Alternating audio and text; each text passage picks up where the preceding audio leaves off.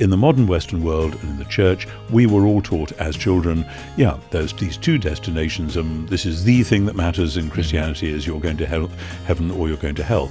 And I want to say the New Testament really doesn't see it like that. And the real toing and froing in the Bible is between heaven and earth, not between heaven and hell. In the Western medieval church, there was a massive development of hell, and you see this not only in Michelangelo but in Dante, of course, Dante's Inferno. Part of the logic of being an image bearer, because that's what you're made to be, is that if you decide to worship that which is not God, your image bearingness of the true God will corrupt and fracture, distort, and eventually decay entirely. Yeah. And so be careful what you wish for, kind of thing. Yeah. An easy universalism might not be as easy as we imagine. The Ask NT Wright Anything podcast. Tricky one today. Hell and heaven is what we're talking about. And lots of people asking questions specifically about hell. It seems to be weighing on many people's minds. That I think is because it's not just an abstract issue for many people. It feels like it comes directly into their world when they know people who are not Christians, who seem to have rejected faith, and inevitably provokes lots of questions for them about what happens next. So we'll come to some of those more personal questions in a moment, but let's sort of sketch out your overall thinking on this concept of hell. A few questions came in. A Samuel in India asks, what is hell? Is the lake of fire a metaphor? Bob in Orange County says, the traditional view of salvation says that if someone is not a follower of Jesus, they'll spend eternity in hell. What are your thoughts on this? Do you agree? Is there another option? So similar sorts of questions, essentially. Is that what we're supposed to mean by hell? A lake of fire, eternal damnation, whatever? Yes. One needs to go back and deconstruct the way in which the modern Western picture has come about. And I've often told the story of how 10 years or so ago I was at a big service in Rome, sitting next to a Greek Orthodox archimandrite, and we were in the Sistine Chapel, and before the procession and all the music started, we were looking around, and he looked at one wall and the other wall. There's pictures of Moses over here, pictures of Jesus over here. He said, this I understand, and this I understand. And then he pointed at the great picture of Christ in majesty sending some people downstairs and bringing other people upstairs. And he said, that I don't understand. That's not how we do eschatology in Greece. Now, it's one of those frustrating moments, because then the music started and the procession came in and I never got to say, okay, so will you explain to me how you do? But I think we need to remind ourselves that in the Western medieval church, there was a massive development of hell, and you see this not only in Michelangelo but in Dante, of course, Dante's Inferno, where great detailed tour of hell. And what is happening there is a retrieval in some parts of the church of bits of ancient paganism. And I was reading, for quite another reason, one of Plato's dialogues recently, and quite clear that Plato was happy to play along with the idea that those who embraced wisdom or truth or whatever, their souls would go upwards into a place of bliss, and those who didn't would miss out and their souls would go to a place of torment.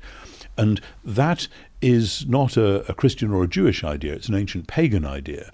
The Christians are not thinking about where souls are going, because basically the idea of a soul and that's the real thing that matters, that's Platonic, that's not Christian. Though, heavens, there are huge debates still rumbling along, and many systematic theologians today say, oh no, we've got to put Plato and Christianity together. I'll say, be very careful, because in my experience Plato usually wins when you do that. But it isn't just Plato, there's lots of others as well. So when we read, depending on which translation of the Bible you've got, the word hell, we have to be very careful. If that immediately conjures up those medieval visions, then distance yourself from that. Okay. This is, may I just make a general point here, because it comes up in my teaching a lot, and did just in a class yesterday, that where people only speak one language, characteristically English and Americans, then it's very easy for them to imagine that this word is a counter which refers to one clear object, so that whenever we meet that word, that's what it means. And as a Bible translator, I want to say, with lots and lots and lots of words are very slippery things.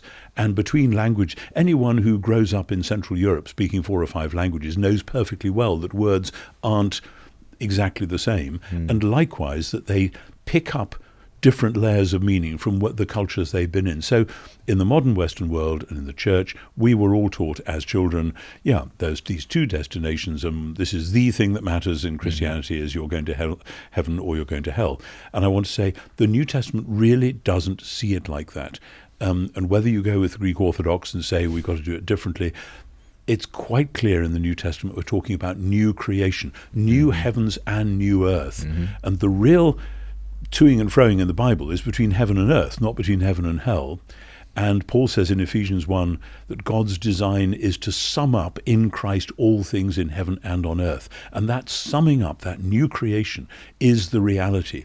One of the best writers who grappled with this was one of C.S. Lewis's early works, The Great Divorce, where he has, this sharp opposition between hell and heaven, but for him, hell is this thin, insubstantial place which consists almost entirely of denial. It's denial of goodness, denial of the goodness of creation, denial of the goodness of oneself, so that all that is left is a grumble and a moan and something which is as near to nothingness as it could be. And in a sense, because it's all very inwardly focused in that sort of... It's inwardly focused, but it's rejecting God the Creator, and therefore rejecting the wonderful new creation, which is more real than the present world. And Lewis manages in that book to convey this idea of a heaven, which is actually a new earth, where every blade of grass is so strong that if you walk on it barefoot, it'll go straight through you, etc.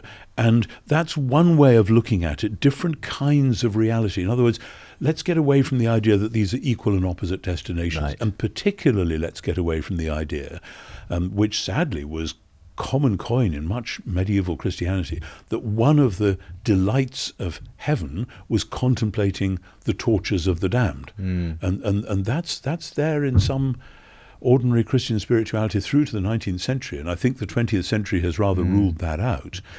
Of course, if and when God does justice and mercy for all the earth, we will all celebrate that. And if that means God saying a firm no to anyone and anything that has utterly corrupted themselves and everybody else as best they can, then we should rejoice that God and God's way and God's justice have won the day, but we should grieve over the fact that some who are made in God's image have actually said, I don't want to reflect the Creator God into the world. I want to do my own thing, it is about nothingness. It's about denial. It's about saying no rather than saying yes. Is that helpful? It's helpful. It's a very good starting point. And to go on from there, it might be helpful if you have any thoughts on some of the predominant different ideas that have been put out by theologians and thinkers about hell. So Jennifer in Louisville, Kentucky says, what do you believe the Bible teaches about hell? For instance, there's eternal conscious torment, annihilationism, or indeed Christian universalism or ultimate reconciliation.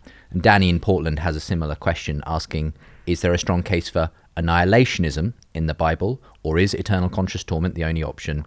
And also, why doesn't the Hebrew Bible make a stronger case for hell? Seems important maybe to lay it out clearly.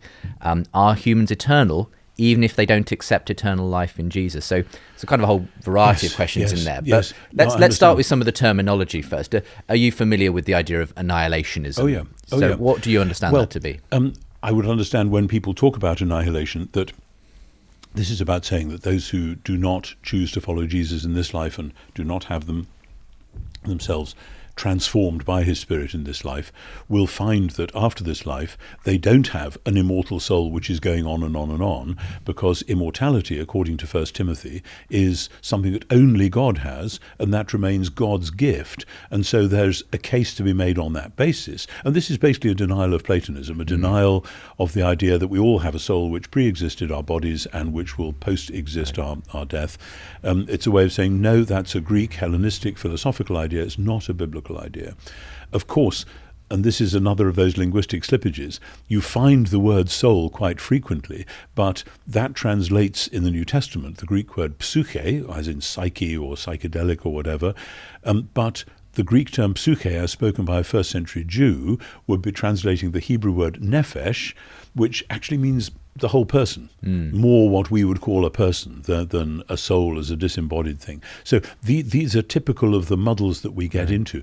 So back to the eternal conscious torment, or the annihilation view. But then is the lake of fire a metaphor? Well, so much of the biblical language is a web of not entirely consistent metaphors. They don't have to be consistent. Metaphors don't need to be. You can mix them. And it's a way of saying it's something like that, and it's something like that. But the fact that there's these different pictures alerts us to the fact that these are not sort of chemical labels on the bottle. This is what's in this. So back to annihilation. I think my view, some have mistaken my view for annihilation. The way that I would put it is this. I think I say this briefly in Surprised by Hope, but let me spell it out. That we are made in God's image, and I take that to mean that we are designed to stand at the dangerous interface between heaven and earth, reflecting God into the world and reflecting the praises of the world back to God. It's one of the reasons Christian worship matters so much, is we're summing up the praises of creation and articulating them. But we're designed to be two-way mirrors like that, reflecting in both directions. And we are also called as Christians to stand at the dangerous interface between present and future, that God's new world has broken in Jesus and by the Spirit, and we are called to be part of that, even while our bodies and so much about us is still dirty and dusty with the muck of this world and will one day decay and die. So we're called to be in between people, and that's dangerous and difficult. So dangerous and difficult that often people say, no, I don't want to do that. I don't want to be a God reflector. I don't want to be part of God's future in the present. I'll just live in the present the way it is. And the dangerous thing is that is a vote to say, I really don't want to be an image bearer. But part of the logic of being an image bearer, because that's what you're made to be, is that if you decide to worship that which is not God, your image-bearingness of the true God will corrupt and fracture, distort, and eventually decay entirely. So that it seems to me possible to hold in one's mind a category which would be of a creature that once was a genuine God reflector, but is now no longer. And again, back to C.S. Lewis in the Narnia stories, there are some of the talking beasts who choose not to follow Aslan, and they remain as animals, but they're no longer talking animals. And I think Lewis is saying, it's another metaphor, there is something about being a creature that once was and now isn't. And there's something about that way of telling the story, which is to say, I'm not a universalist. The warnings about final loss in the New Testament are so clear that I don't think these are just designed to scare people, etc. I think these are real. There is the prospect of final loss. And Paul himself says, I pommel my body and subdue it, lest having preached to others, I myself should be a castaway. And if even Paul could say that about himself. So coming back to the labels, because people often, it's helpful. Let's put universalism to one side for the moment, but eternal conscious torment, annihilationism. It strikes me from what you said that there's things you're taking possibly from both, but you're not committed to either. There's a sense in which there could be an eternal nature to this constant sort of becoming of nothing, this if you like, rejection. Ongoing. I mean, part of our difficulty with the word eternal is that we hear it in Platonic, atemporal, and I think time matters, actually. But then equally, annihilationism, the idea, which, to put it very bluntly, is someone ceases to exist if they don't choose to be with Christ. Then that, in a sense, it sounds like what you're describing there is the loss of anything significant in terms of what it means to be human and so on. And of course this is difficult because the older you get, the more you realise we're actually talking about people that I know and love. Of course, yeah. And if that isn't so for us, then we've got a very small circle of friends, as it were. And so it can never be said in an arrogant way or, as we said in a previous podcast, as though we were playing God and we can decide who's in, who's out. God has got many, many surprises. But I do think that there is the possibility and the reality that those who say, not for me, thank you, in whatever way, not necessarily an explicit rejection of an explicit message, but who see that possibility of opening themselves to the demanding love of God and who say, no, not for me, that for them there would be a state of having once been, in some strong sense, a genuine human, and now being that no longer. Some people find that offensive. It seems to me we have to say something in the middle there. Without wanting to put Lewis on a par with the Bible here, he did make some, I think, very, in my view, quite helpful ways of understanding the idea of the gates of hell are locked from the inside. Those sorts of metaphors. When we won't say to God, "Thy will be done," God says, "Thy will be done." Yes, what do you make of that idea that hell, in that sense, is not something imposed upon people, but rather something people choose? And I see this very vividly in Matthew chapter 18 with that parable of the unforgiving servant who can't possibly pay the millions that his debt has run up. So the master says, "I forgive you," and then he goes out straight away and grabs somebody by the throat and says, "You owe me 10 pence. I want it right now, or you're in jail." And the master hears about it and says, "Okay, you're in jail until..." Yeah. And Jesus then says, scarily, "That's what my heavenly Father will do to you if you don't forgive your brother from your heart." And people have said, "Oh, Jesus can't possibly have said that." But I think the point is this, that the bit of us, bit is a metaphor, but you know what I mean, the bit of us which opens a door to forgive is the bit of us which opens the door to forgiveness. If we shut that door, then we shut that door. And I think that's getting at the same point that Lewis was making there. Something psychological, personal going on there. As you said, this does have a personal dimension to it. There are people we know and love, and this idea that we won't share, again, we're using picture language, but eternity with them, that weighs heavily on many people. Now, I've had two people, interestingly, both in Australia, ask similar questions. I don't know if they're related, and submitted these separately. But firstly, Rusty in Australia says, "How can there be no tears in heaven if there are some members of our family that we dearly love who perish due to their own choice to reject God?" And follows that up to say, in the context of one of your past writings, Rethinking the Tradition, to quote, "If God is indeed to put the world to rights, and if he has indeed given his human creatures the freedom we sense ourselves to have, including the freedom to reject his will and his way, the eventual judgment will involve the loss of those who have exercised that freedom to their own ultimate cost."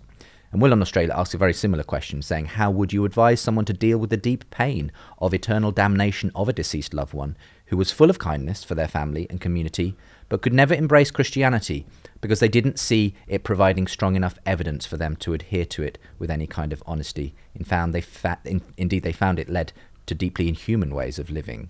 Well, as I said before, and that's a great question, as I said before, the way in which many people have been totally put off by what they have seen in the church is an utter scandal. And as one looks back through church history, of course, there have been many periods of history when you look at what the church had become, and it was thoroughly corrupt and politicized. And, it is a miracle that the church is still there, granted all the things that have gone on. But of course, the church has always really been at its heart the very ordinary men and women who've said their prayers and loved their neighbours. If people haven't seen that, then that is a real shame and reflects extremely badly on the Christians who they have seen. So that's back to God knows that person's heart, and the way the question was asked was in such a way as to what a fine person, what a fine example of Christianity, and the reason they rejected explicit faith was understandable. And I want to say, God knows that person's heart. I don't, nor does the person who's asking the question. And God will do the right thing. And I think that sense of utter trust in God, which also comes through then to the first of those questions, that ultimately, it's very interesting in the New Testament, we come to the idea of death and a funeral and so on, wanting to be told that we will be reunited with those whom we've loved and lost. And I think part of the renunciation involved in the gospel, which is really hard, is to say God demands our 100% allegiance, and God will give us whatever he wants us to have with that. And just as there are many people for whom, as we say, life hasn't turned out as they hoped, nevertheless, God loves them and cherishes them and will one day wipe away all the tears of disappointment and frustration, etc., from their eyes. So we just have to believe that if God is as we know him to be in Jesus, then he will, in fact, wipe away tears from our eyes. And I think the fact that God will do that, it doesn't say God will do it in the way we want, or God will give us the kind of comfort we want. There will be a layer of comfort which will be beyond what we can presently imagine. Because we have to face the fact that all our language about the future, as I've said often enough, is like a set of signposts pointing into a fog. And we can tell the truth as best we can, but the signpost isn't a photograph of what we'll find when we go through the fog and end up there. Yes. So the difference between the signpost and the reality is really rather important. I mean, this question from Rusdi, I think, reflects, for me, when they say, how can there be no tears in heaven if some members of our family we dearly love perish because of their choice to reject him?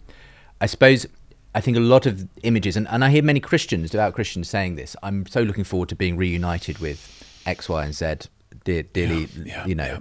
And in a sense, yes, for those who are in Christ, there is that sense, but it strikes me, if that's all that heaven is, a sort of reunion with friends and family, that's it's a sub-biblical view of very heaven. much so. And I mean, there's two things going on there, and you would expect me to tease this out at this point.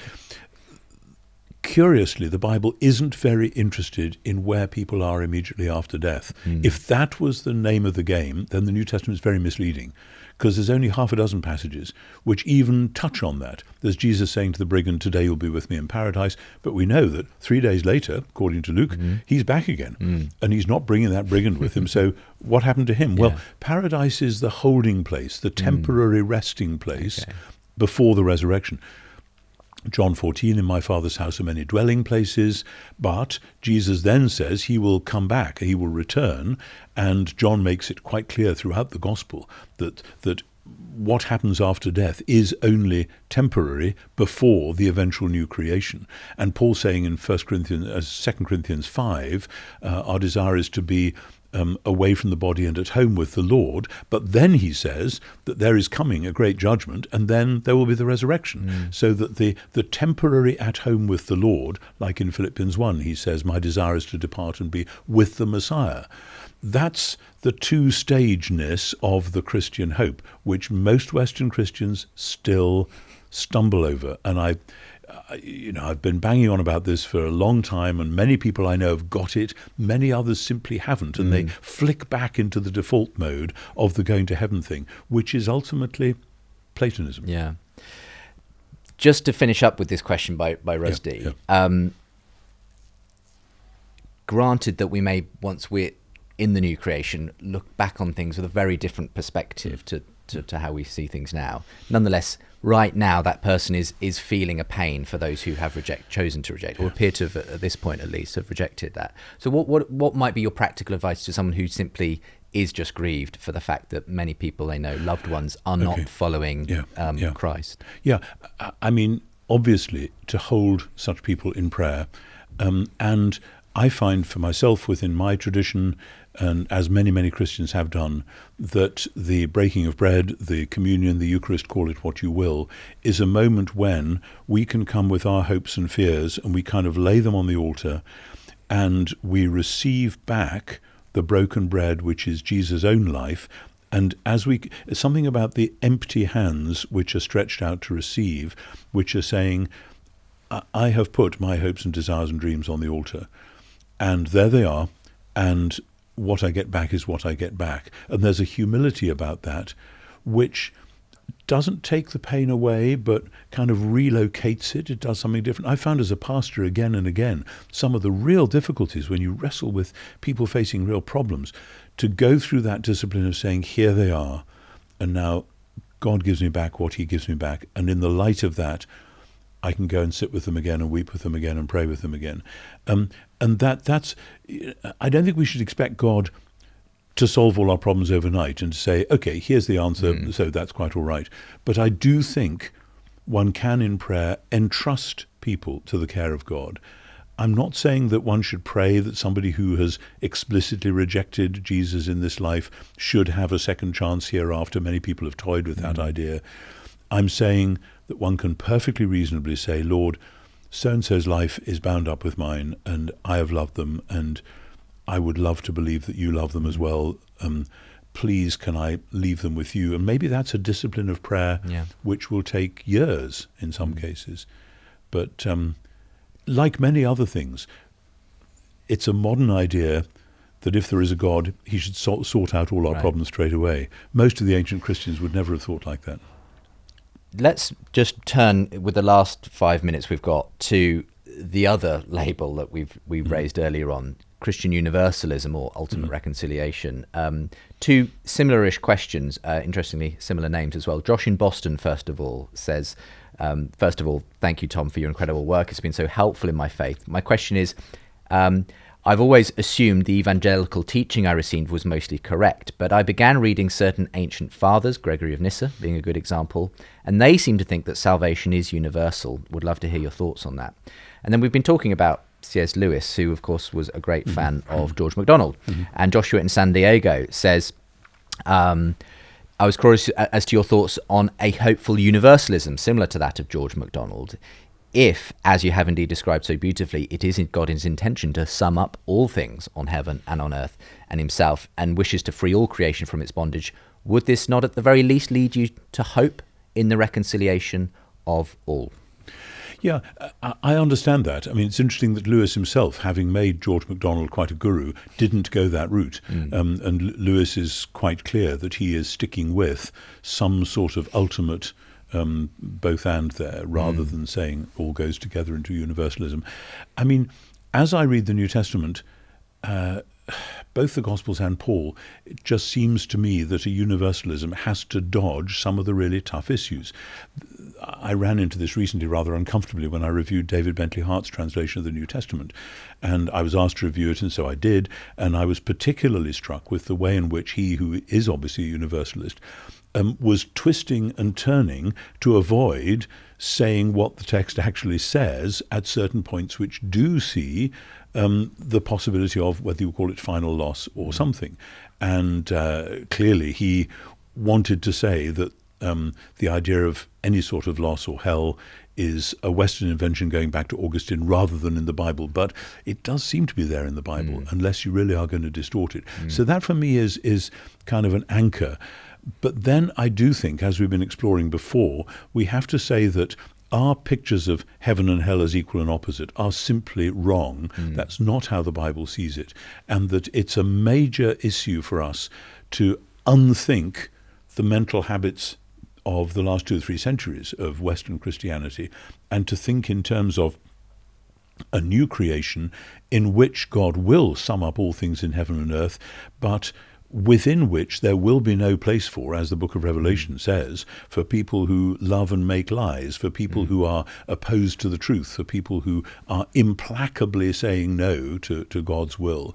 And that's part of the dignity of being human, it seems to me, that God will say, as you said before, okay, having made you in my image, you sadly seem not to worship me, and so you are becoming progressively less and less human.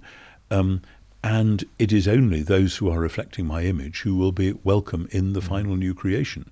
Unless you're going, there are easy ways out, like John Hick, Last Generation, would say that in eternity God will have an infinite number of chances to present the gospel to such people again.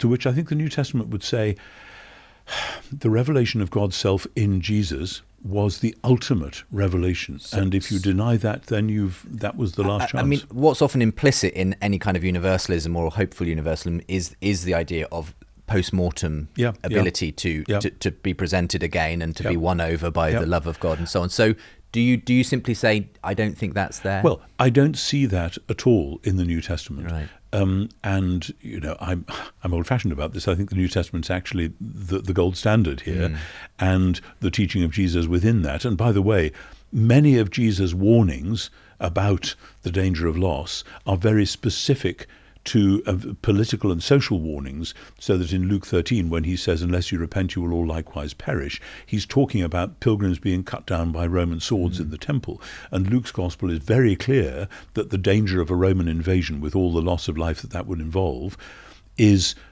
hanging on the decision as to whether the Jewish people of Jesus' day will follow his way of peace or not, and that comes to a head in Luke 19, where those warnings are very explicit. These are not warnings about frying in hell after you die. They're warnings about the devastating destruction, which of course is what happened in AD 70. Yeah. So we have to be careful not instantly to translate those into traditional pictures of hell.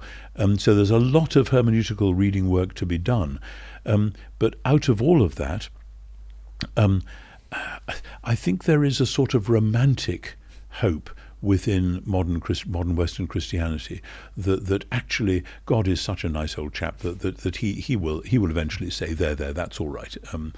And I feel the tug of that myself. One of my friends and colleagues where I teach now says we should all want to be universalists, even if we then find we can't be.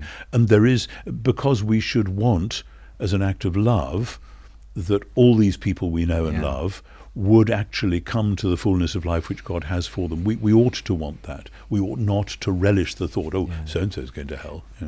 I mean, we'll close off with this, but I've often felt when the person says, well, I've lived a good life and I don't think God's going to reject me when I get there. The question is, well, for me is often, well, will you want what's on offer? Because we're very often used to being the king of our own world, but we're being asked to enter someone else's kingdom. And that's a very different prospect to, I don't know, an eternity of playing golf and sort of having a nice life, which I think is the very often the conception people have, that they're being denied something that other people are being given. Though it's interesting, in contemporary secular thought, think of Julian Barnes's novel History of the World in 10.5 chapters, which ends with a kind of a secular heaven, which is so sort of nice and schmaltzy that after a little while the chap decides that's enough of that. Got bored of that place. Exactly. There. And so be careful what you wish for, kind of thing. An easy universalism might not be as easy as we imagine.